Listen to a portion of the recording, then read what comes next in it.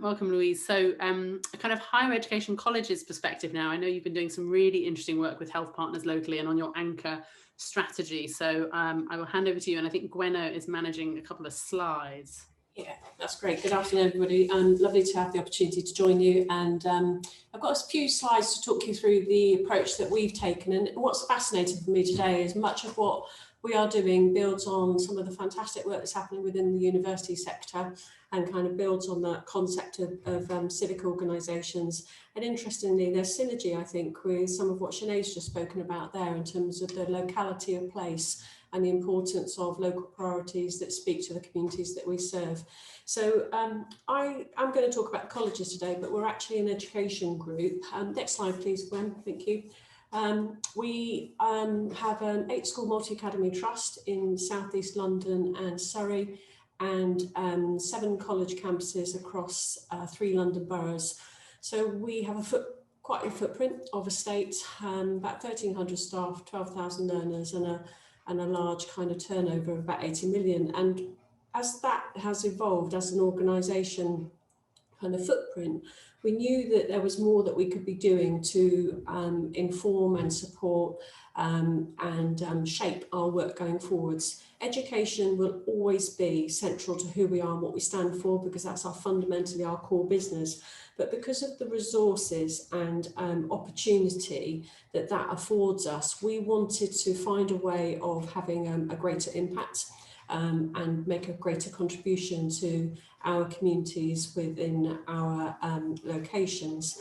And we wanted to think beyond the core metrics that we would normally use as an organisation in terms of measuring standards, achievement, attendance, retention, all the kinds of things that an education provider, quality of teaching and learning, all the things that an education provider would look at, and that I assume you will have those individual metrics within health, but it's the broader determinants of community value that we wanted to start to kind of look at. And so we embarked on developing a new strategy, which I'm going to touch on shortly and give you a very brief overview of it, so that it brings to life why we've adopted the metrics and the kind of framework for impact that we have. Next slide, please, Gwen. So we launched our strategy in 2019, having consulted with all staff and students during the 18-19 year. And at a glance, there's a short version of this. Next slide, please, Gwen. That brings to life, in essence, why we wanted to be more innovative in our approach and almost borrow, if you like, from the innovation of the social enterprise sector. We're still a legal entity with normal funding contracts with government in the way that every other college and multi-academy trust is in the country, but we have an education group that sits across this, which is not a regulatory group, but which is a management and executive and a governance group, which drives the change through those organisations.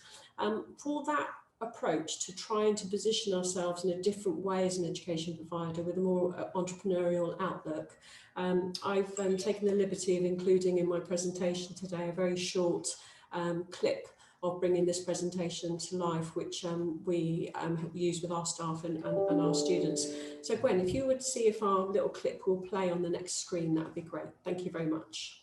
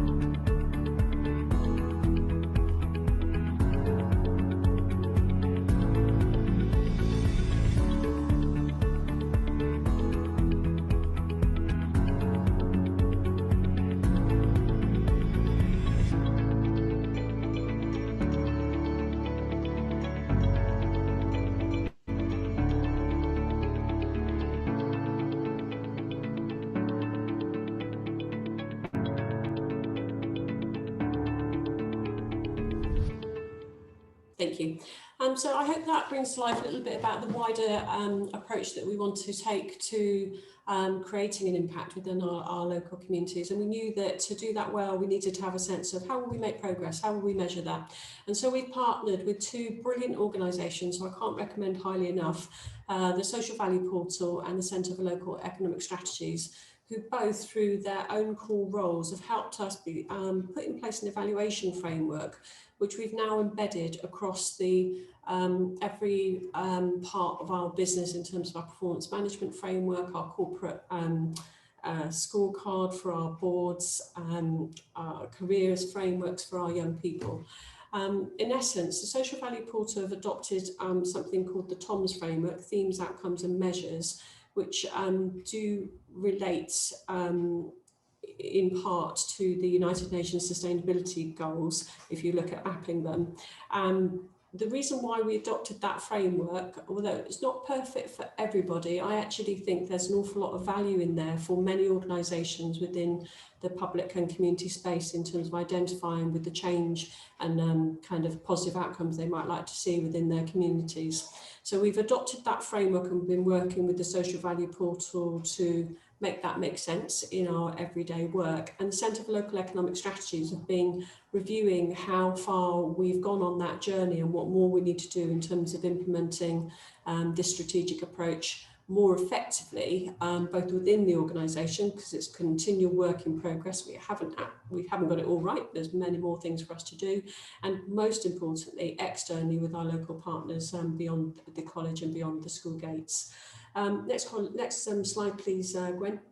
So simply, this is a very brief simplified version, but there are themes within the National TOMS framework which we've chosen to use because it kind of fits well with how we think about our place, our role in our community, skills employment, growth of responsible businesses, healthier, safer, more resilient communities, and the sustainability agenda, and then obviously social innovation. And linked to all of those, I'll show you a brief example in a moment, are outcomes and measures, units and value. And what we're able to do now is quantifiably demonstrate in proxy value terms the value that we create and the impact that we have locally.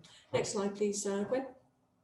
And you won't be able to see the detail, but it just shows you the level of detail that sits behind these themes and outcomes in the TOMS framework, which for us, we've been able to use and select what's appropriate, linked to our strategy and linked to our business and corporate objectives. Next slide, please, Gwen. So our journey so far, we've developed those partnerships with two research agencies that have helped us develop this strategy. In our pilot year, just within the college, it was independently verified that we generated £6.3 million of social value. Within the group, in our first full year, that then went through to £32 million for the Multi-Academy Trust and the college, and we plan to double that within 5 years. More and more commitments within the organisation across every work strand to embed social value. That's come through our performance management framework, and leaders and teachers and managers are given freedom as to how they will implement that in that area of work. We've started working with the CBI in terms of thinking about the role of social value being embedded in local economic strategies for supporting local recovery and productivity. And interestingly, the work that we've done so far has been recognised by the Social Value Awards, with us winning the Public Leadership Award at the Social Value Awards this year, which we were very surprised at and immensely proud of, because it's been quite a journey for us. Next slide, please, Gwen. Just another couple of minutes, if that's okay, Louise. Yeah, sure, no problem. So in simple terms, there's an example of some of the work that we've done and the value that we're able to measure using those metrics. It's always nice to see kind of stats and facts. And then finally, as an example for our health colleagues on the call today, next slide, please. Here's an example of a case study that we've just undertaken with one of our local partners, Oxley's NHS Trust, where, like many of you, facing phenomenal pressures in the past year, and we were able to look outwards during this time, see an issue with our local trust providers, recognise the role that we could play as a training provider, and support in terms of designing, developing, implementing and delivering a rapid employability programme that has assisted them in terms of recruiting from their communities. And I suppose the final point, last slide please, Gwen, thank you. The final point I would say is that the why this is really important to us is because we all know that the underlying determinants of health inequalities and life quality ultimately do link back in many, many times to education, to employment and housing. And although we can't solve all of those issues as an education provider, we can do more than simply train and educate people to pass exams and pass qualifications. It's by, as Sinead said earlier, it's not just what we do, but it's about how we do it, taking those hearts and minds, the hands and the feet with us in terms of the change locally. So that was a lot of information in there. I apologise for that, but I just wanted to give you some kind of nuts and bolts in terms of how we have taken that approach so far. That's finished now. Thanks, Gwen. Thank you. Thanks so much, Louise. It's really powerful, I think, seeing those measures that you've been developing and the kind of quality of data you've got. Data and measurement has been a big theme coming up throughout the week through the sessions so far, and it's really brilliant to see, you know, how you've started to tackle that. And that case study at the end is just brilliant, you know, really live vaccination program drive recruitment. I want to invite the other panelists to pop your cameras on, Fab, and we will do some Q&A now. There's a few that have come up as we've been going along. For the panelists, it has been absolutely wonderful to have you. Thank you to all three of you. It's been really brilliant hearing about the work that you're doing. Makes me super excited about what health partners have to look forward to with the other anchors that they could be working with locally. And really hope we can keep you involved in the network and get you involved in future events, because there's just so much happening locally. It's been great to hear about it today. Some interesting things coming through in the chat. Yeah, brilliant. The poll has been done. So just, again, a big thank you. Thanks for the checkouts, everyone. Keep adding them in. It's really helpful for us to hear about what you're taking away from the session, what you found useful. Lots of enthusiasm coming through here, which is great. And thank you to our panelists. And once you've checked out, feel free to go about your day.